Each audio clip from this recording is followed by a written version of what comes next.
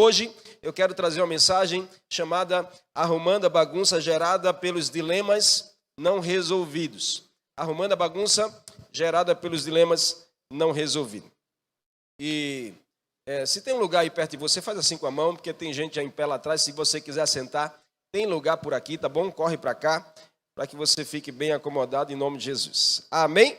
E amém. Nós estamos vivendo, querido, num tempo assim, as famílias hoje, a gente separa um mês de maio para ser o mês da família, e a gente tem investido, nós somos uma igreja família, e a gente ama investir em família. E a gente separou para aprendermos juntos com o Senhor sobre ajustes na nossa vida, que vão refletir em nossos relacionamentos, tanto familiar quanto também nosso relacionamento com Deus.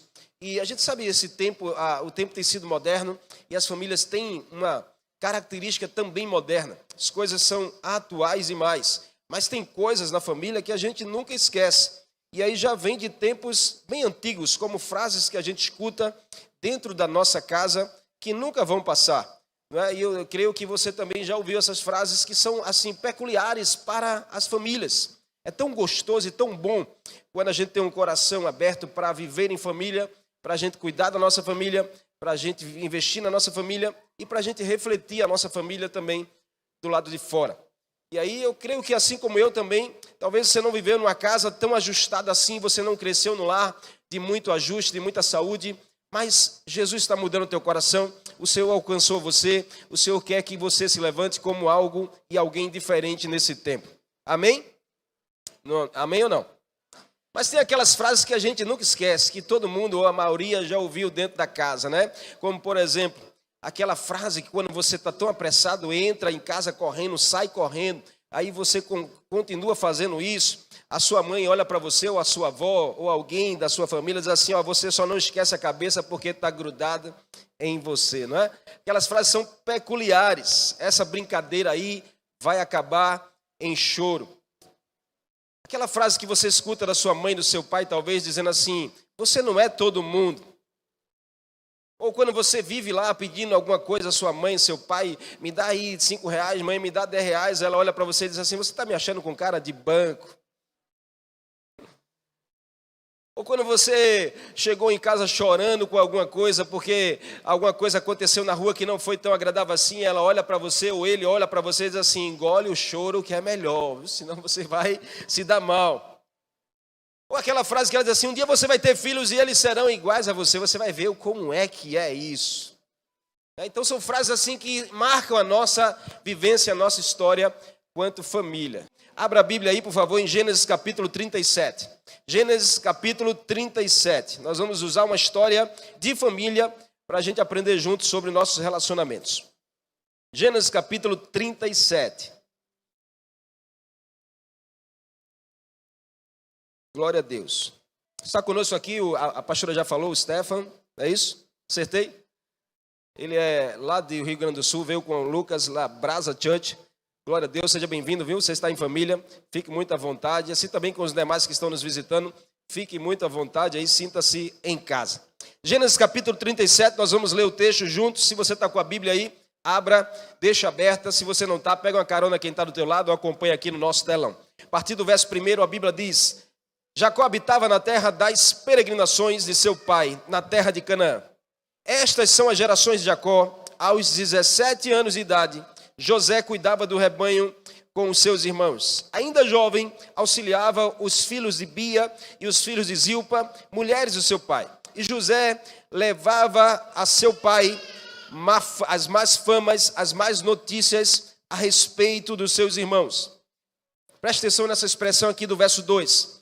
A Bíblia diz que José, ele apacentava o rebanho junto com os demais irmãos. E essa expressão ela é muito preciosa para a gente aprender sobre alguns dilemas. O texto diz aqui que José ia a seu pai e levava as más notícias a respeito dos seus irmãos. Ou seja, em outra tradução diz assim que José contava a má fama dos seus irmãos. Tem alguma tradução que diz assim, a má fama? Tem alguma tradução aí que está na sua mão? Amém? Você está com a Bíblia? Então se expressa aí, em nome de Jesus. Tem alguém que está com a tradução assim, má fama dos seus irmãos? Dê um glória a Deus aí para que eu fique... É o frio, né? Verso 3, Israel amava mais José do que todos os seus irmãos, porque ele era filho da sua velhice, e fez para ele uma túnica longa. Vendo os seus irmãos, verso 4, que seu pai o amava mais do que a todos eles, passaram a odiá-lo e não conseguiam falar com ele pacificamente. Preste atenção nesse verso 4, porque aqui tem mais um dilema que a gente vai falar. Passaram a odiar ele porque via que o pai dele o tratava de forma diferente. Fez até uma túnica para ele de forma muito especial. Isso gerou no coração dos seus irmãos algo que a gente chama de ciúmes.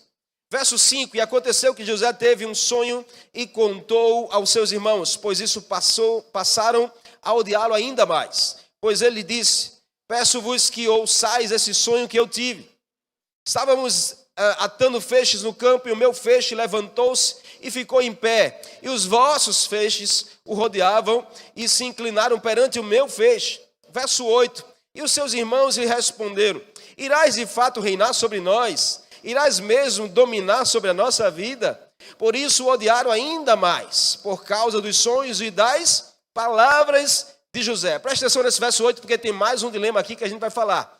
José aqui, ele conta o sonho para os irmãos. E a Bíblia é clara porque diz assim que, por causa do sonho de José, e também por causa das palavras de José, como José contou o seu sonho.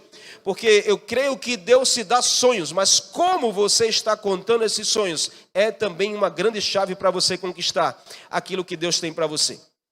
No verso 9, José teve outro sonho e contou a seus irmãos, dizendo, tive outro sonho daqueles. O sol e a lua e 11 estrelas se inclinaram perante mim. Uau! Quando contou a seu pai e a seus irmãos, o pai repreendeu e disse, que sonho é esse que tivesse? Será que eu, tua mãe e teus irmãos viremos a nos inclinar com o rosto em terra perante ti? E seus irmãos ficaram com ciúmes, mas seu pai guardava isso no coração. Então seus irmãos foram cuidar do rebanho do seu pai em Siquém. Israel disse a José, os teus irmãos não estão cuidando do rebanho em Siquém? Vai, vou enviar-te a eles. José respondeu, estou aqui para isso. E disse-lhe Israel, vai ver os teus irmãos e o rebanho se estão bem, e traze-me resposta. Assim o enviou do vale de Hebrom, e José foi para Siquém. E aconteceu que um homem encontrou José, que andava perdido pelo campo, perguntou-lhe, que procuras? E ele respondeu, estou procurando meus irmãos, peço-te que me digas onde eles estão cuidando do rebanho. O homem disse, saíram daqui, e os ouvi dizer, vamos para Dotã. Então José foi atrás de seus irmãos e os achou em Dotã. Eles o viram de longe, e antes que chegasse onde estavam, planejaram uma conspiração contra José para o matar, dizendo uns aos outros, lá vem o sonhador, vamos matá-lo agora e lançá-lo numa das cisternas. Diremos então que uma fera devorou ele, e então veremos o que será dos seus sonhos. Eu vou parar aqui nesse ponto, no verso 20, mas o texto discorre. E eu quero orar com você. Fecha teus olhos aí. Espírito Santo, nós queremos te rogar nessa noite que a tua palavra seja ministrada nesse lugar. Nós não queremos apenas ler o texto, mas queremos entrar nas entrelinhas, queremos ter as revelações, queremos aprender a aplicação para a nossa vida. Então que nessa noite a tua presença ela se manifeste nesse lugar, conforme o teu querer e a tua vontade. Encontre livre acesso nos corações, para que o seu flua, transforme, convença, nos leve a um arrependimento, nos leve a uma decisão nessa noite, que pode mudar o nosso destino. Todos nós possamos sair daqui de forma diferente. Assim nós oramos ao nome de Jesus. Amém e amém. Você entendeu o texto? Creio que sim, porque essa é uma história muito conhecida. A história de José, a história do seu pai, dos seus outros 11 irmãos, é uma história muito conhecida, muito pregada, mas essa noite eu não quero pregar sobre o sonho de José, eu quero pregar sobre alguns dilemas de família, alguns dilemas que eu e você também enfrentamos hoje, no presente tempo, nas realidades que nos cabe para com família. E eu sei muito bem que a sua família é diferente dessa pessoa que está ao seu lado. Não adianta você me contar que tem problema na sua casa, porque também tem nessa pessoa que está ao seu lado e também tem nessa que está lhe falando daqui da frente. Então, a realidade das famílias, elas são presenciais para todo o tempo e todo o contexto. E existem alguns dilemas que são muito parecidos em todas as famílias. E Deus quer nos ensinar para um tempo como esse, a gente poder vencer os dilemas, a gente poder resolver os dilemas. E isso vai nos levar a ter relacionamentos saudáveis. Isso vai nos levar a crescer. A família, querida, é o bem mais precioso que Deus criou. No princípio, Deus começou com uma família. Para quê? Para servir como base para o desenvolvimento relacional do ser humano. A família é a base dos nossos relacionamentos. Se nós não nos relacionamos bem na família, nós vamos precisar da família da fé para ajustar a nossa vida. E a gente voltar lá na nossa casa e resolver os dilemas. Se Deus está levando você a um relacionamento pessoal com Ele, é porque Deus quer que você volte para a sua casa e você resolva os dilemas e você seja luz e seja sal para a sua casa, sua família. Porém, querido, é certo que nós não temos a família dos sonhos. Talvez você possa pensar assim: pastor, eu não tenho a família dos sonhos. Minha família, eu queria que fosse igual à família de fulano. Eu queria que fosse igual à sua família. Tudo bem que você pode concordar, assim como eu. Há algum tempo que eu concordei que a gente não tinha a família dos sonhos. Mas, todavia, porém, é certo que nós temos a família dos sonhos de Deus para nós. Deus sonhou com a sua família. Deus permitiu que você nascesse exatamente na sua casa, no seu lar, no seu bairro, na sua cidade, no seu estado, na sua nação, para que Deus se levante num tempo como esse para você fazer a diferença. Não adianta a gente estar questionando Deus: porque eu nasci aqui nessa comunidade carente, porque eu nasci nessa casa tão bagunçada. É melhor que você busque no Senhor a saída, busque no Senhor a sabedoria para você resolver os dilemas e você avançar. Nessa noite, querido, eu quero usar com você o pano de fundo da história desse jovem chamado José, juntamente com o seu pai chamado Jacó, e dar uma ênfase especial para a história do relacionamento familiar com mais 11 irmãos. Já pensou você com mais 11 dentro de casa? Se você com mais 2 já é essa guerra, mas você com mais 1 já é esse problema, ou você sozinho já é essa circunstância. Imagina você e mais 11 irmãos. Então deixa eu te dar um conselho: abra teu coração para Deus falar com você nessa noite, amém? Amém ou não? Abra teu coração para Deus falar com você nessa noite, para que a gente possa aprender a valorizar a nossa família, assim como Deus fez. Então nós vamos olhar aqui para a nossa família como um presente de Deus. Diga assim: a minha família. Mas diga mesmo: a minha família é um presente de Deus. Eu queria que você desse essa notícia a quem está do teu lado, dizendo a ele assim, nos olhos, olhando nos olhos assim: a minha família é um presente de Deus. Mas diga com verdade mesmo. Amém? Amém ou não? E olha, quais são os principais dilemas da família?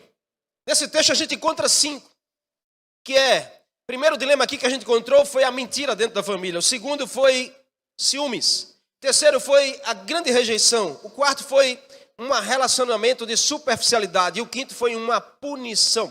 São dilemas que a gente encontra, querido, no nosso relacionamento, no presente tempo. E que a gente precisa resolvê-los. Não adianta a gente querer se afastar deles. A gente precisa resolver os nossos dilemas. Então, muitos são os problemas e dificuldades que uma família pode encontrar na busca do desenvolvimento, do crescimento, da prosperidade, do avanço do relacionamento da família, principalmente no tempo como esse, o tempo da pós-modernidade, o tempo da tecnologia, o tempo das coisas rápidas, o tempo das coisas velozes, o tempo da geração da velocidade, geração do fast food. Então é um desafio ainda maior lidarmos com os relacionamentos e vencermos os dilemas que são presentes, para que a gente possa avançar muito mais nos sonhos que Deus tem para mim e para você. Deus tem um destino profético para a sua vida. Deus tem sonhos com você e a sua casa. Deus tem planos ao seu respeito, planos de paz para te fazer prosperar em tudo o que você desejar. Você precisa acreditar nisso. Mas para isso eu preciso encarar os dilemas. Dilemas podem ser nossos grandes inimigos nessa geração. Os dilemas podem ser o nosso maior inimigo para o nosso relacionamento saudável no casamento, na família, no ministério, na igreja, com os amigos. Então entenda que um grande estrategista chinês de guerra, ele disse certa vez o seguinte: se você conhece o seu inimigo, se você conhece bem o seu inimigo, você conhece bem você, então você não precisa temer o resultado que está diante de você. Porque você conhece bem você e você conhece bem os seus inimigos. Então você não vai temer, você vai para cima, você vai encarar, você vai enfrentar. E no poder que Deus vai te dar, você vai conseguir vencê-los. Você está comigo aqui? Amém ou não? Então nessa história eu queria que você pudesse juntamente comigo aprender. Primeira coisa, o primeiro dilema que a gente precisa entender é: fuja das mentiras. Fuja das mentiras.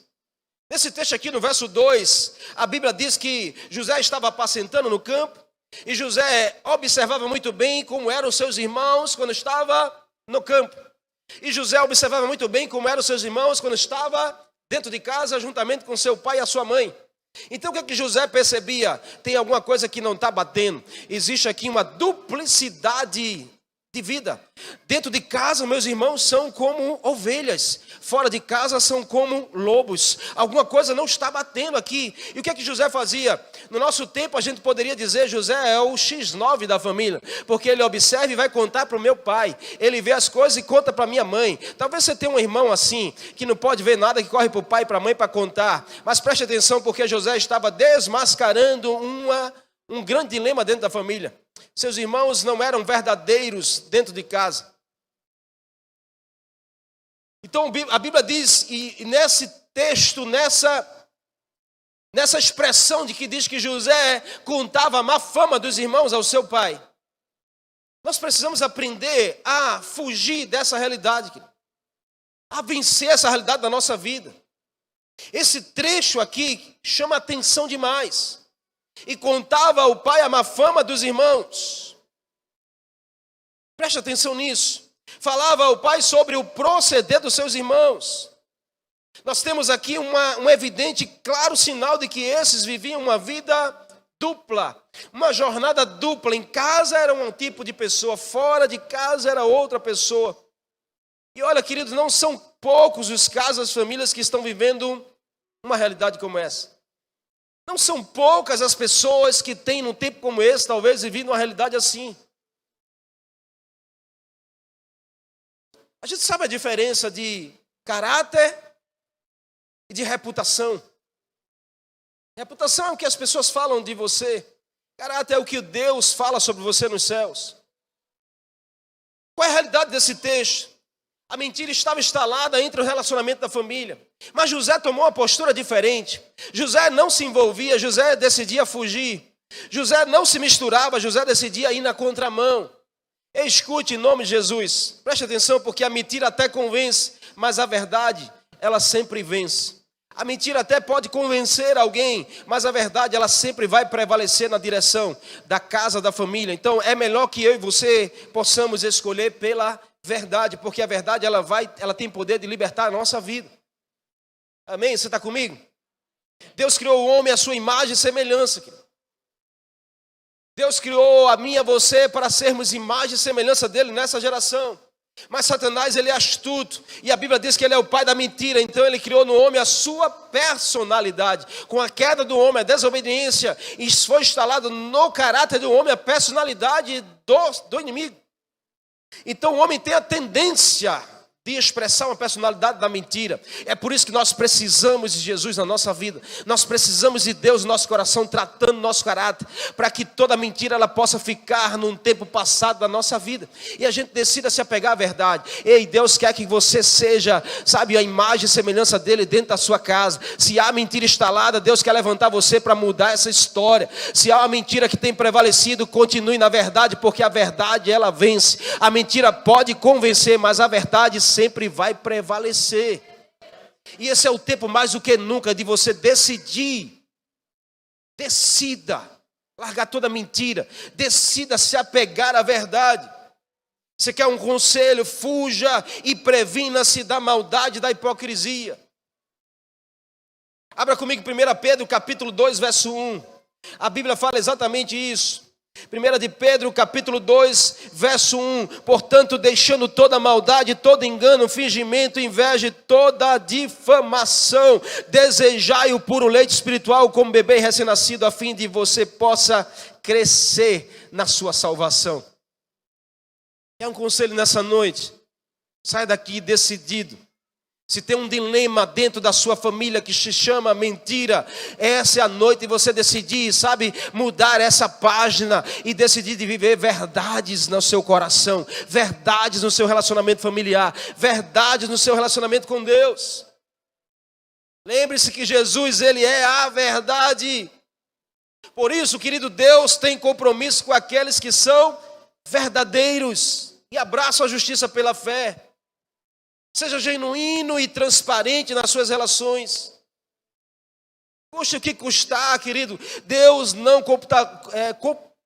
Deus não entra em acordo com caráteres distorcidos. Deus não entra em acordo com algo que não é verdade. Mas pastor, eu estou envolvido. Escute, em nome de Jesus, hoje é a noite de você tomar uma decisão na sua vida. Deus considera o seu coração quebrantado. Se você aí no seu lugar hoje, você disser, Senhor, eu me arrependo, sabe, eu quero largar, eu quero deixar isso de lado, eu quero viver uma verdade. Deus vai considerar a sua oração verdadeira e Deus vai mudar a sua história. Deus vai começar a trilhar um novo caminho na sua direção e vai te dar a força que você precisa. Porque você pode dizer, pastor, não consigo, mas você sozinho não vai conseguir nunca. Você precisa do Senhor na sua vida, te empoderando, te levantando e afirmando a sua decisão. Decida hoje pela verdade. Sabe o que sua casa precisa? Da verdade.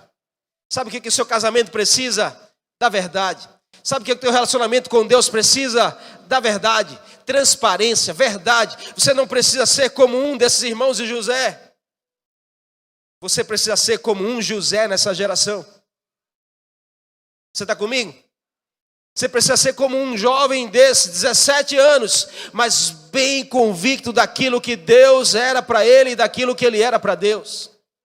17 anos, a flor da juventude, você poderia dizer, esse menino poderia se preocupar com outras coisas, vai brincar, vai aproveitar a vida, vai se divertir, vai dançar, mas ele estava convicto, eu prefiro viver a verdade, porque a verdade vai me levar às promessas de Deus, a verdade vai mudar o meu destino, a verdade vai me libertar, a verdade vai me salvar, a verdade vai salvar tanto a mim como a minha família também. Se José fosse mais um dos seus irmãos, talvez toda a família iria padecer de fome. Mas Deus estava levantando aquele que decidiu pela verdade para salvar a sua família amanhã. Hoje talvez você não entenda, mas a tua decisão hoje pode salvar toda a tua geração. Você talvez não entenda hoje, que você vai ter que decidir. Nossa vida é feita de decisões. Mas sabe que toda decisão leva a um destino. Então, se eu tenho que te dar um conselho nessa noite, resolva esse dilema. A mentira sempre será um dilema para o ser humano, porque ela não vem de Deus. Enquanto a Bíblia afirma que Jesus é a verdade, a Bíblia também afirma que o Satanás, ele é a mentira.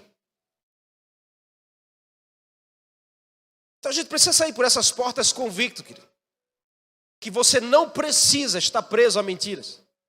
Enquanto a mentira te prende, a Bíblia diz em João 8, que a verdade te liberta. Enquanto a mentira mantém a tua alma aprisionada, a Bíblia diz que a verdade te libertará. A verdade faz você prosperar. A verdade faz você viver saudável, faz você viver leve, faz você viver curado. A verdade vai te empoderar, você viver os sonhos de Deus. Não se entregue à mentira do diabo. Não se entregue, não entregue a sua vida para viver aprisionado. Deus não te fez para ser um ser aprisionado. Deus te fez para você ser livre, para você prosperar, para você viver os sonhos dele. Deus te fez para você ser o louvor da glória dele. Você não precisa viver humilhado, você não precisa viver uma vida de qualquer jeito. A vida é tão curta para ser pequena, querido. A vida é tão curta para ser pequena, então faça valer a vida que Deus está te dando. Viva para a glória de Deus, decida sair de todo ambiente da mentira. José convivia com isso, mas não se misturava nisso. Você pode dizer, minha casa não é fácil, pastor, assim como não foi a minha. A minha família não é fácil, pastor, assim como não foi a minha. O meu ambiente de crescimento nunca foi fácil. Mas uma coisa eu aprendi quando eu me encontrei com o Senhor, eu decidi não me misturar. Eu estava no meio, mas eu não me misturava. Eu convivia com aquilo, mas eu fazia diferente. Você não precisa ser mais um, amém? Você está comigo aqui? Dá essa boa notícia a essa pessoa que está ao seu lado. Talvez ele está esperando você dizer exatamente isso para ele. Diga assim, você não precisa ser mais um. Deus se fez como alguém único e Ele quer te usar de forma única nessa geração. Você pode aplaudir ao Senhor por isso? Então decida comigo abandonar todo engano, toda maldade, toda inveja, hipocrisia e desejo de viver uma nova vida com o Senhor hoje. Tua família vai te agradecer, amém? Teu casamento vai te agradecer, teus filhos vão te agradecer pela sua decisão. Segundo dilema aqui que a gente aprende nesse texto: vença toda a rejeição. A rejeição sempre será um dilema dentro da casa. Pense no lugar onde somos mais afligidos com rejeição, é dentro da nossa família. Por quê? Porque a família ela é feita para inalar amor. E aonde tem mais amor é onde nós estamos mais suscetíveis a ser rejeitados, a sentir de perto a rejeição. O texto diz no verso 4: quando seus irmãos viram que o pai gostava mais de José do que deles, passaram a odiar José e não conseguiam falar com José amigavelmente. Talvez você viva essa realidade dentro da sua casa. Você tem mais pessoas, tem mais irmãos, tem mais parentes, mas você não consegue viver de forma cordial com eles. Não tem assunto. Não tenho nada contra, pastor. Eu só não quero papo. Isso não é saudável, querido. Já perdoei, eu só não quero assunto. Talvez isso não é tão saudável assim como você pensa. Ah, pastor, o senhor não conhece meus irmãos. Mas faça diferente, querido. A falta da aceitação no ambiente familiar tem se tornado uma grande tônica para o aumento da violência nesse tempo. Ou você acha que a violência aumentou? Por quê? Ou você acha que os casos de violência de pais para com filhos, de cônjuges, de até filhos para com pais, se não é a questão da aceitação? Nós somos seres, queridos, sem Deus, extremamente carentes. Um homem sem Deus, ele é um ser carente. E por ser carente, ele quer ser aceito. E quando ele não é aceito, logo ele se sente rejeitado. E quando ele se sente rejeitado, não há controle. Não há controle. Sabe, Deus fez você, e o tamanho do vazio que há dentro de você é o tamanho daquele que te fez. Por isso que você e eu só conseguimos matar nossa carência, não é com amor físico, amor eros, não é com amor de pessoas, só sendo amado por Deus. Nós nos tornamos seres bem resolvidos quando nós somos resolvidos com Deus. A sua carência, ela só é preenchida se você buscar aquele que te fez. Você está me entendendo? Amém ou não? Então, deixa eu te dar um conselho, mais um conselho nessa noite. Para de você querer ser aceito pelas pessoas. Você já é aceito pelo seu pai que te fez, do jeito que você é. Deus se recebe do jeito que você é. Deus se ama do jeito que você é. Deus se abraça do jeito que você é. Desse mesmo jeitinho que você é. Quando eu me sinto aceito por Deus, querido, eu não tenho problema nenhum de me relacionar com as pessoas, mesmo que elas não me aceitem. Que eu estou bem resolvido. Você está me entendendo? Amém ou não? A grande tônica da aceitação nesse tempo agora tem gerado extremamente violência. Violência física, violência emocional. E esta atitude de rejeição tem destruído relacionamentos. Olha, em nome de Jesus, em um mundo com pessoas tão singulares, tão diferentes, sempre será necessário a alta dose de aceitação para nós prosseguirmos. Porque essa pessoa que está ao seu lado, ela nunca será igual a você. E talvez você espera que ela fale como você, que ela reaja como você, que ela se vista como você, que ela abrace como você, que ela ame como você, mas ela não é você. Nós precisamos lidar com isso. Eu sei que ser rejeitado é algo que dói, que ninguém gosta de passar por isso. Mas se você enfrentou ou está enfrentando, decida hoje vencer a rejeição. Você não precisa viver se vitimizando por isso. Você não precisa viver chorando por isso. O texto diz que os irmãos ficaram com ciúmes de José, ao ponto de odiar. Existe um ciúme que te faz odiar, existe um ciúme que te faz se sentir rejeitado, existe um sentimento que é maléfico, que gera divisão dentro da casa, que gera separação nos relacionamentos. que levanta muros entre as famílias. O ciúme aqui nasceu de uma rejeição. Porque a Bíblia diz que assim, seus irmãos tiveram ciúme dele e tentaram matar, planejaram para matar. Inevitavelmente, querido, o ciúme cega. E o ciúme também é um grande dilema dentro da casa. O ciúme cega, o ciúme desconhece. Quantas vezes a gente, querido, não deixou de viver coisas extraordinárias, bem de perto com Deus, por causa do nosso foco doentio gerado pela atitude de ciúme. A gente deixou de viver experiências incríveis com o cônjuge, com o pai, com a mãe, com irmãos. Quantos irmãos não andam hoje intrigados? Irmãos de sangue que não se falam. Irmãos de sangue que não se sentam junto. Irmãos de sangue que não sorriem junto. Talvez essa seja a realidade da sua casa, da sua vida. Mas você pode decidir e declarar nessa noite: essa foi a minha realidade até hoje. De hoje em diante eu quero fazer diferente. De hoje em diante eu estou sentindo em Deus que eu preciso agir diferente. Por quê? Porque Jesus te aceita do jeito que você é. Então você também precisa liberar na direção das pessoas e aceitá-las do jeito que elas são. Sabe, os irmãos de José não aceitavam como José era. Não aceitavam o fato de José ser daquele jeito. E olha, em Deus a gente consegue mudar.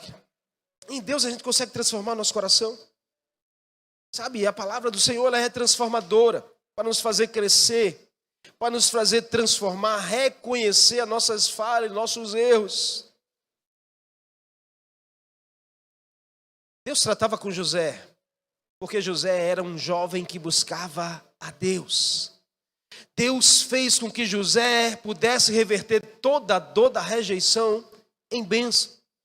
Pense no jovem rejeitado entre os seus irmãos, ao ponto de ser jogado num poço, ao ponto de ser vendido como escravo para outra nação. Mas sabe, Deus tratou com José. Deus fez com que José entendesse que os homens podem rejeitar, mas Deus nunca vai rejeitar. Os homens podem ter rejeitado você, mas Deus nunca vai rejeitar você, querido. Você entende isso? Deus nunca vai te rejeitar. Deus sempre vai te receber. E hoje Ele convida você a superar isso, talvez. E a melhor maneira de lidar com a rejeição é saber que existe alguém que jamais vai rejeitar você. Sabe como eu tratei com a rejeição na minha vida? É quando eu entendi que aquele que me criou, que me transformou, me salvou, jamais iria me rejeitar. E quando eu passei a entender isso direitinho, que posso até ser rejeitado pelas pessoas, mas por Deus jamais, isso me fez saber lidar com a rejeição de forma diferente. Então hoje mesmo eu enfrentando rejeição, mas eu consigo lidar bem com isso. Isso não me afeta, isso não me martiriza, isso não me paralisa, isso não me faz sofrer. Pelo contrário, eu posso fazer com que isso se torne bênção na minha vida. Você está comigo, não? Eu posso fazer com que isso se torne bênção para mim. Porque Jesus foi rejeitado. E Ele nos ensinou que toda rejeição se transformou em bênção. E eu declaro sobre a sua vida, assim será também. Toda rejeição que você já viveu ou está vivendo hoje, ela se transformará em bênção para a sua vida, para a sua casa, para a sua família, para os seus relacionamentos. Em nome de Jesus, receba do Senhor essa transformação, ressignifique essa sua dor. Você não precisa andar por aí com dores e marcas. O Senhor quer curar e sarar você, para que você se torne bênção para a sua casa. Aqueles que te rejeitaram irão surpreender-se com você, porque você vai passar a amá-los como Jesus amou e ama você. Amém? Não guarde mágoas, querido. Quer resolver a rejeição? Não guarde mágoas. Resolva com perdão. Você se sente aceito pelo Senhor? Amém? Ou você se sente alguém digno do Senhor te receber? Ou você sente aquele que é o mais pecador de todos, que você acredita que Deus não vai te receber jamais. Esse não é o coração de Deus para você hoje. O coração de Deus é para você vinde a mim, você que está cansado, filho, e eu vou te aliviar. Eu vou pegar todos os seus pecados e vou jogar no mar do esquecimento. Hoje Deus te convida a você tomar uma decisão nesse lugar. Vença a rejeição. Terceiro e último, e não menos importante, saia da superficialidade dos seus relacionamentos. No verso 8, a Bíblia diz que seus irmãos lhe disseram, quando José, sentado à mesa, contou o sonho que Deus lhe fez ter. Contou o sonho. E por meio das palavras que José disse, gerou mais ódio no coração dos irmãos. Os irmãos olharam para ele e disseram assim: então você vai reinar sobre nós? Quer dizer que você vai nos governar? E o odiaram mais ainda por causa do sonho e por causa das palavras de José. Preste atenção aqui, querido, nesse detalhe. José havia dito um sonho espiritual. José havia contado uma experiência espiritual para os seus irmãos. Definitivamente esse não era um assunto para ser tratado de forma superficial. A gente quer tratar as coisas espirituais de forma superficial. Às vezes a gente quer contar de Jesus para as pessoas, a gente quer contar superficial. A gente às vezes quer contar a nossa experiência com Deus para a nossa família, a gente quer contar de todo jeito. A gente quer contar em qualquer momento, a gente quer contar de todas as formas. E esse talvez foi o erro de José. Na hora que ele fala das coisas certas, mas ele fala talvez num lugar errado e no momento errado, e das palavras que não foi sábia. Porque José queria tratar as coisas espirituais de forma superficial. Ele precisava aprofundar ainda mais com os irmãos. Ele simplesmente diz assim: eu tive um sonho, Deus me deu um sonho e disse que os 11 feixes iriam se baixar para o meu feixe. Ponto final. Os irmãos que já não tinham tanta aproximação passaram a odiá-lo mais. Por quê? Porque o tratamento era superficial. Relacionamento superficial. Após o sonho, a Bíblia relata que os seus irmãos fizeram 2 perguntas para José. Eles não perguntaram assim: me conta melhor isso aí. Rapaz, que experiência tremenda, eu quero também experimentar. Não, eles olharam para José e disseram: então você vai reinar sobre nós? É isso que você está dizendo? Por acaso você está dizendo que nós vamos ter que ser governado por você?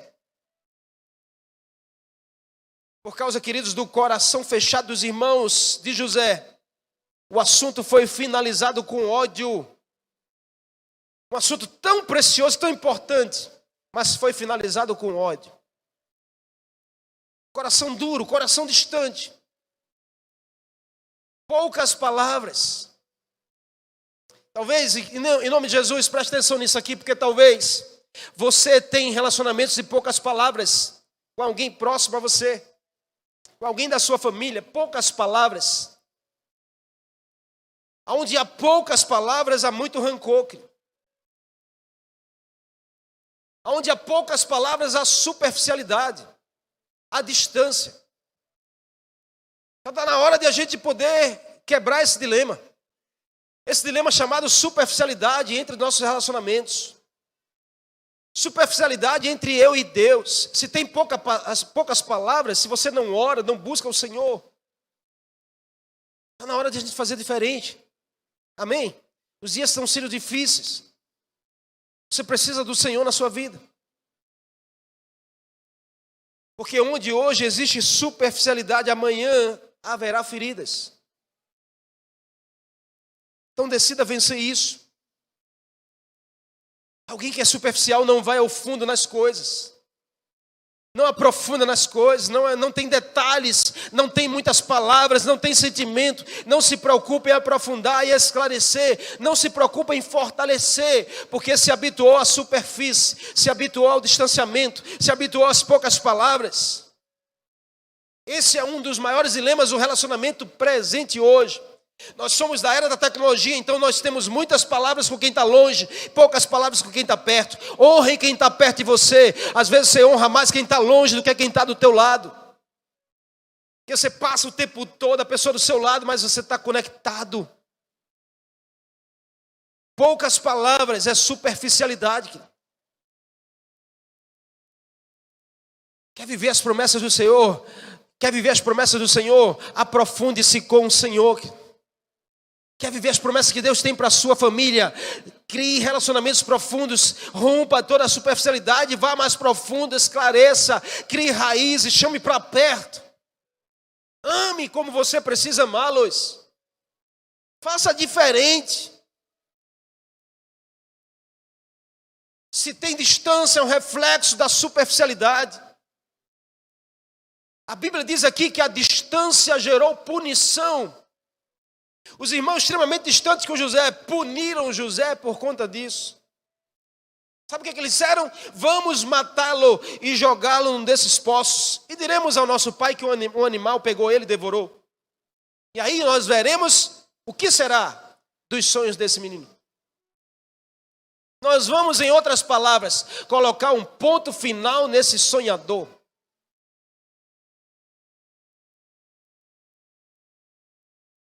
Preste atenção nisso, querido, porque se há distância, às vezes, tem pessoas que usam o distanciamento como punição. Tem relacionamentos conjugais que é assim, brigou, tá, aí mantém a punição, é o quê? Distância. É poucas palavras. É você para lá e eu para cá. Não tem assunto. E a gente vai levando. E a gente vai vivendo. E a gente vai perdendo. A gente vai perdendo. A gente vai perdendo. Decida mudar essa história hoje. Deus está falando com alguém aqui nesse lugar? Deus está falando com você nessa noite? Então só depende de você tomar uma decisão. Porque enquanto é tempo, refaça o caminho. Enquanto é tempo, refaça o caminho. Perdoe se preciso for, porque onde há falta de perdão, sempre haverá um grito de punição. Sabe por que a gente quer punir as pessoas? Porque a gente não perdoa. E a gente pune com silêncio, a gente pune com afastamento, a gente pune com poucas palavras, a gente pune com a superficialidade. Faz sentido para você ou não? Ou é só para mim? Mas a gente quer viver as promessas de Deus. Eu quero uma família melhor, pastor. Eu quero um casamento melhor. Mas usando da punição, da superficialidade, resolva esse dilema, querido. Resolva esses dilemas hoje. O Espírito Santo está aqui para te dar a sabedoria que você precisa, a força que você precisa, o coração que você precisa para ir lá e resolver. Porque você pode dizer, eu não consigo ir, mas você não vai sozinho, você vai enviado pelo Espírito Santo, você vai enviado por Deus e Ele vai te dar a força que você precisa para chegar lá e dizer, me perdoe, eu estava mudado com você até hoje, mas eu quero derrubar esse muro e nós vamos ter relacionamento. Se você levantou um muro, hoje é o dia de você destruir esse muro.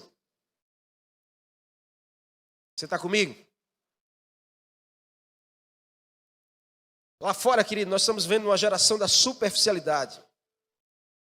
Uma geração superficial na vida espiritual, na vida das emoções. É uma geração superficial nos relacionamentos, na busca do aprendizado.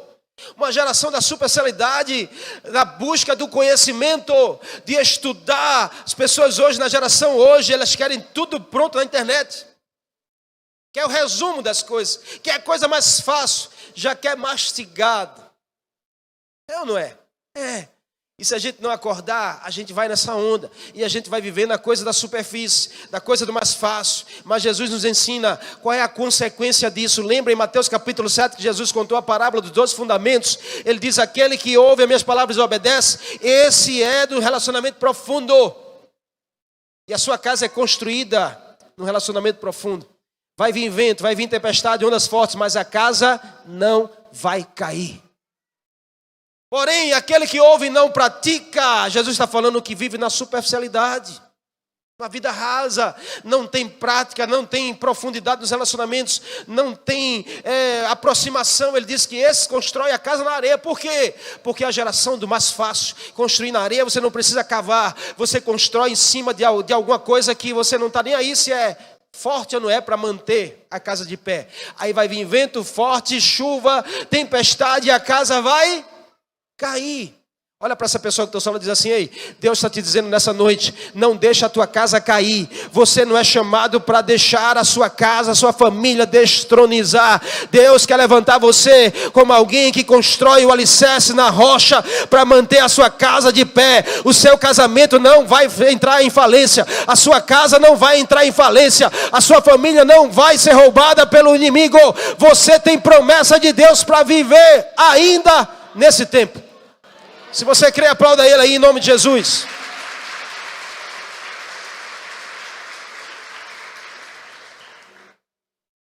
E eu quero terminar aqui. O que nós precisamos então, pastor?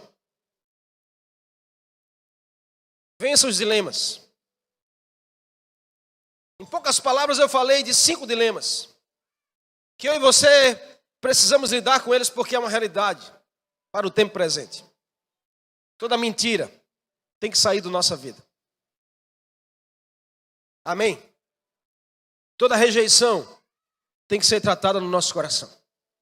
Todo ciúme tem que ser deixado do lado de fora. Toda superficialidade tem que ser resolvida. E toda punição nós temos que deixar de fora. Invista, querido. Invista. Semeie seu melhor na direção do melhor. Semeie o melhor de você na direção do seu melhor. Sabe, nessa noite você precisa tomar uma decisão no seu coração. Você não tem que ter medo das suas decisões. Você não tem que ter medo de decidir viver pela verdade. Você não tem que ter medo de decidir quebrar os muros que separam os seus relacionamentos. Você não tem que ter medo de decidir, sabe, deixar de ser uma pessoa ciumenta. Você não tem que ter medo de decidir, sabe, deixar de ser alguém superficial, deixar de ser alguém que anda punindo as pessoas, deixar de ser alguém que se move pela rejeição e rejeitando pessoas. Você não tem que ter medo de tomar uma decisão hoje, porque o Senhor está aqui e Ele vai aprovar a sua decisão, e melhor do que tudo, Ele vai ser com você. Ele vai ser com você. Você não tem que ter medo de expor as suas fraquezas nesse lugar. Você não tem que ter medo de expor os seus defeitos, suas falhas. Porque aí é onde o Espírito Santo se move. É aí onde o Espírito Santo gosta para fluir, sabe? Quando você resolve expor. Eu amo essa canção que diz isso, que a gente acabou de cantar. Eu não tenho medo de expor minhas fraquezas. Eu não tenho medo de expor meus defeitos. Eu não tenho medo de expor minhas falhas. Sabe por quê? Por saber que nada há de melhor do que o meu Deus. Por saber que o Senhor me recebe. Por saber que é na minha fraqueza que o Senhor me fortalece. Por saber que nos meus efeitos é que o Senhor se aperfeiçoa. Por saber que nas minhas limitações é o que o Senhor resolve liberar uma unção diferente para me usar nessa geração. Por saber que nas minhas maiores dores é que o Senhor vai me usar como o maior ministério para esse tempo. Por saber é que eu consigo sozinho, não consigo ir longe. Aí o Senhor vem comigo e vai comigo para me fazer avançar e vencer. Você não tem que ter medo nessa noite de se expor para o Senhor, de abrir o teu coração e dizer a Ele: eu preciso de ajuda. Sabe por quê, querido? Porque o Senhor é especialista em tornar o teu luto em festa. O Senhor é especialista em tornar a tua vergonha em glória, a tua tristeza em alegria. Ele é demais, porque Ele traz beleza no meio das cinzas. Só o Senhor pode fazer.